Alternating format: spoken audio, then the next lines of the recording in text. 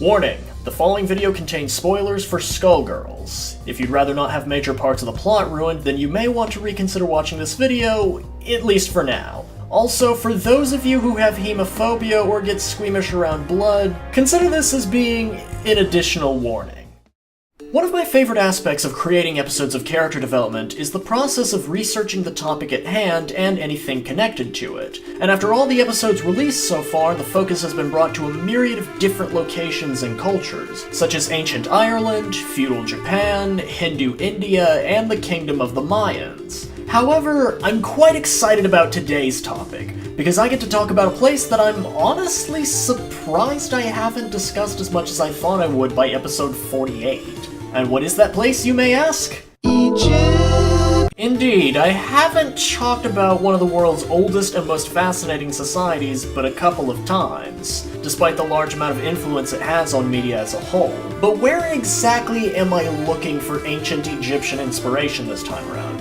Only a little niche indie game by the name of Skullgirls, which I might have talked about a couple of times in the past. More specifically, I'll be taking the next few minutes to talk about one of the additional characters to Skullgirls' roster, the nightclub diva Eliza and her bloodthirsty parasite companion Sekhmet. Considering that one of her dislikes is for historical inaccuracies, I'm hoping that's the developer's way of saying that her connections to the religion of the ancient Egyptians run as proudly and clearly as the Nile River.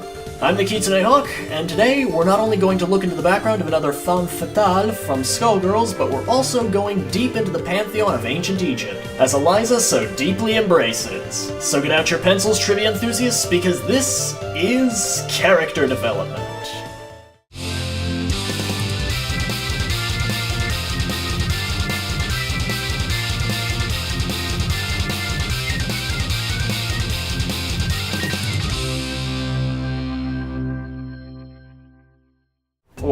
So let me just go ahead and say that there is a lot to cover with regards to Eliza. Enough to the point where picking a good place to start is just as much of a challenge as figuring it all out. In this regard, I think it'd be best to begin with her backstory. Eliza is the beautiful diva at the center of New Meridian's top nightclub, Bastard's Den. She uses her celebrity status to sponsor a blood drive. Though as charitable as it sounds, Eliza uses it to her advantage as her body is host to a parasite named Sekhmet. Blood is a sort of power source for Sekhmet, who can not only use it as a weapon, but can also use it to retain Eliza's youthful appearance.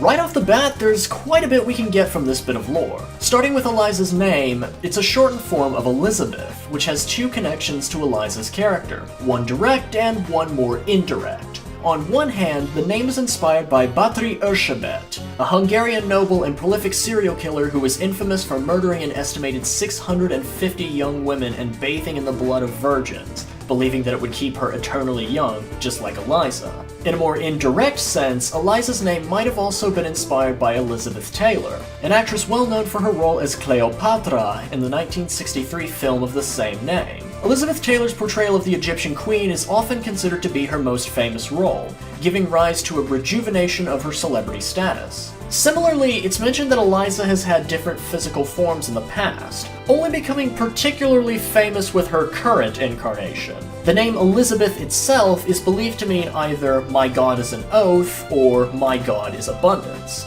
which both tie in rather nicely to the parasite that shares her body, Sekhmet.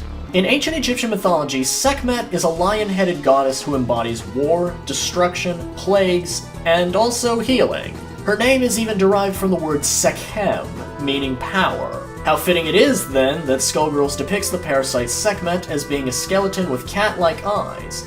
Even the shape of her skull resembles the ears and jawline of a lioness. Eliza and her parasite also harbor a fondness for cats, yet another callback to the ancient Egyptian goddess Sekhmet.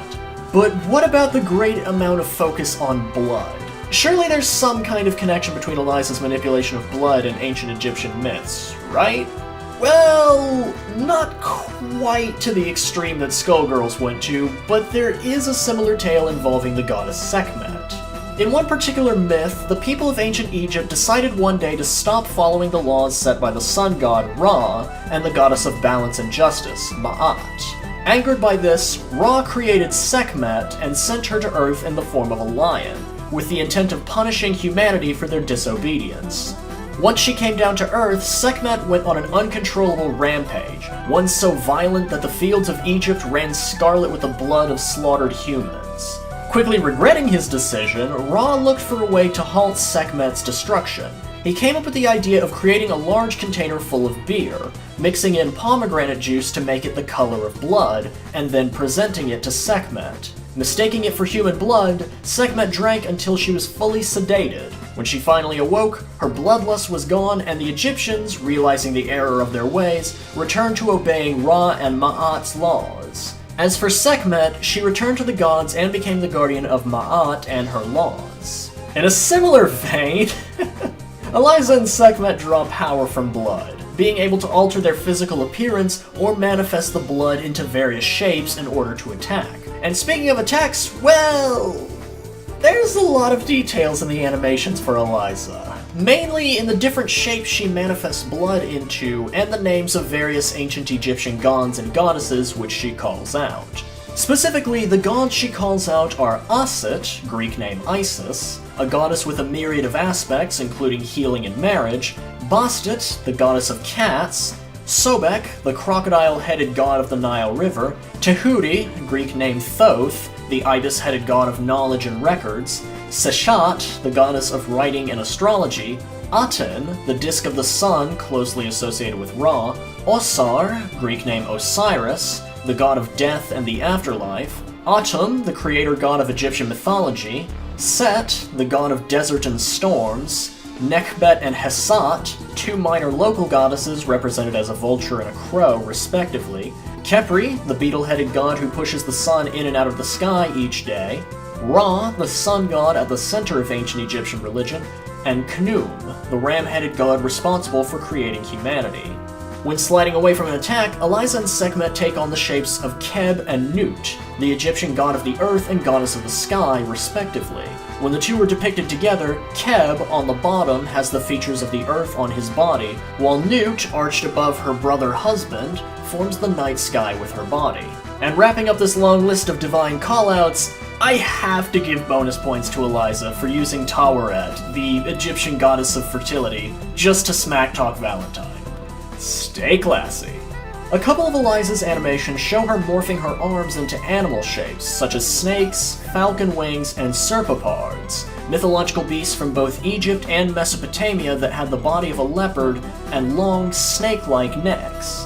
And speaking of serpents, another couple of her animations show Eliza morphing her leg into the image of Apep, the embodiment of chaos in the form of a snake. She can even slice her Apep-shaped leg, akin to how the serpent was killed in Egyptian mythology. More amusingly, Eliza can crouch down and transform into a sphinx, more specifically resembling the Great Sphinx of Giza rather than a mythological sphinx. She can even sneeze out a nose-shaped projectile, a joke based on the Great Sphinx's infamously absent nose. And speaking of more amusing animations, though in a more macabre sense, a few of Eliza's animations when damaged show her internal organs as jars with animal-shaped heads. This is based on the process of mummification, as the ancient Egyptians would remove the vital organs from the body and preserve them separately in jars modeled after protective spirits. The Egyptians believed that the heart was the organ responsible for thought, so the brain was liquefied, removed from the nose, and disposed of. And now you know why Eliza can be hit so hard that her brains come out of her nose. During her block animations, Eliza can manifest a shield out of blood to defend herself with, and the three designs used are all based on Egyptian relics. Specifically, the three that she uses are a section of the Narmer palette, which was a makeup tray depicting the victories of Narmer, the first pharaoh of Egypt, the Rosetta Stone, upon which a command by King Ptolemy V was engraved in Greek, Demonic Egyptian, and hieroglyphs, making it a valuable tool in understanding the ancient Egyptian language. But as for the last one, it doesn't seem to look as ancient Egyptian as the rest of Eliza's callbacks, seeming to more likely resemble a Coptic cross or other form of early Christian Egyptian art. If we can also take a moment to step back and look at Eliza's design as a whole, there's four particular elements that stand out here. Firstly is Eliza's headdress, as the centerpiece is shaped like the Egyptian hieroglyph for a reed, just like the headdress worn by Ma'at, the goddess of harmony, justice, and balance, whom Sekhmet serves to protect. Given Ma'at's domain of influence, it could also possibly symbolize the harmony between Eliza and her parasite, who were close enough to act in shared consciousness. The second element is Eliza's weapon of choice, a staff with a very distinct shape. More specifically, it's modeled after the Was scepter. Often carried by pharaohs, gods, and goddesses in ancient Egyptian art, the Was scepter was a symbol of power, authority, and dominion. Not only does that suit Eliza's image, mimicking an Egyptian pharaoh or queen, but it also plays on the meaning of Sekhmet's name. Third is the Ankh wrapped around Eliza's outfit. The Ankh is an easily recognizable icon from ancient Egyptian society, serving as a symbol for eternal life, just as Eliza has existed in multiple incarnations alongside Sekhmet, and retains her youth through the parasite's abilities. The fourth and final detail in Eliza's general design is the scarab motif that the bottom half of her outfit has. The scarab beetle is another recognizable symbol of ancient Egypt, as its habit of rolling balls of dung to use as food and a place to lay eggs was likened to the cycle of rebirth and renewal. The previously mentioned god Khepri, often symbolized by a scarab beetle, was said to roll the sun into place every morning, and then roll it back during sunset when it needed to be renewed. Thus, like Eliza's Ankh motif, the scarab-like design of her lower outfit serves as another callback to her multitude of incarnations. Also of note is the fact that Eliza doesn't exactly fight alone. Sekhmet aside, she has two bodyguards named Albus and Horus. Rather obviously, based on their physical appearance, Albus is based on Anpu, the jackal-headed Egyptian god of death known to the Greeks as Anubis, while Horus is based on Heru, the falcon-headed god of the sky, whom the Greeks called Horus. I find it quite clever that whenever Eliza calls for Albus, he appears out of the ground, as a nod to Anpu's association with the underworld, and whenever she calls for Horus, he appears from the sky, a nod to Heru's association with the heavens. But why these two Egyptian gods in particular? It's simple, really. They're both guardian spirits. Anpu guided the deceased in their journey to the afterlife, while Heru was the protector of the ruling pharaoh. Pretty fitting choices for bodyguards, huh? And that's a wrap for today. I know I can't possibly cover every last detail with regards to Eliza's inspirations and animations, but I do hope that I was at least able to cover the majority and also clarify a bit of ancient Egyptian mythology, as it can often be a smidge confusing to discuss. Like I mentioned earlier, one of Eliza's dislikes is for historical inaccuracies, and though she hails from a fictionalized location based on Egypt, there's still quite a bit accurate that she gets concerning the religion and folklore of the people of Kemet. But before I end things off, I do want to mention the inclusion of hieroglyphs in Eliza's official artwork. Both Sekhmet's name and Eliza's alternate name, Neferu, are spelled out in hieroglyphs. Not only that, but they're placed in special brackets called cartouches. The cartouche was a special form of ancient Egyptian punctuation reserved for the names of gods, pharaohs, and monarchs, and in the case of the latter two, they generally appeared in couples to denote the names of the ruling monarchs. Essentially, Eliza and Sekhmet are calling themselves the queens of the world, which only gets more fitting the more you read into their inspiration and story ending. The people at Lab Zero are insane when it comes to the little details, and I love every second of it.